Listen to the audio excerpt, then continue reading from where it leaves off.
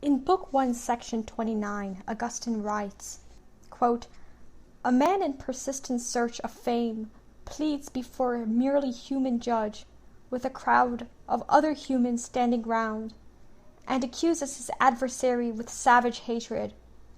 He takes the utmost care that no slip of the tongue betrays him into saying, 'Them fellows,' while caring not a whit that by his rage he is about to remove a fellow human from human society." End quote. Earlier in this section, Augustine addresses the importance of orthographic convention and the way people speak, their grammar. People put a lot of emphasis on public performance, how they should pronounce words, but the intentions of the human heart can be disregarded.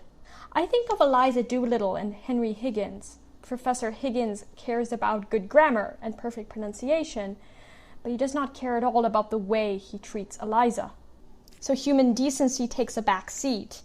And Augustine also, because he is a Christian, insists that a person's evil intentions are more destructive to that person's soul than anything anybody else could do to her.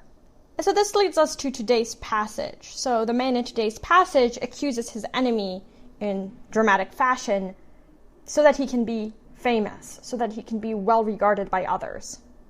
And so because he wants fame, the accuser takes care to speak properly. He doesn't say, "them fellows." He doesn't use bad grammar. He comes across as this very sophisticated man. He cares more about societal convention and public appearance than the way that he's treating another human being. So this passage made me think about social media, particularly Twitter. Social media increases the fame of such accusers. We love it when someone publicly shames another. We shout, "Owned!" That person owns somebody else. And sometimes it is necessary to call out BS, for sure. But Augustine wants us to think about our intentions. Why do we call out other people? And how do we do it? Is my intention the correction of another person or the reform of society? Or is it the bolstering of my own reputation? In Supercapitalism by Robert Reich, the author mentions the public shaming of corporate leaders that only boosts the reputation of the senator who is calling out the corporate leader. Even though the person calls out the corporate leader, and all over Twitter and Facebook were like, "Yeah, owned." No actual concrete reform results. And so outrage has its place, but what's our intention?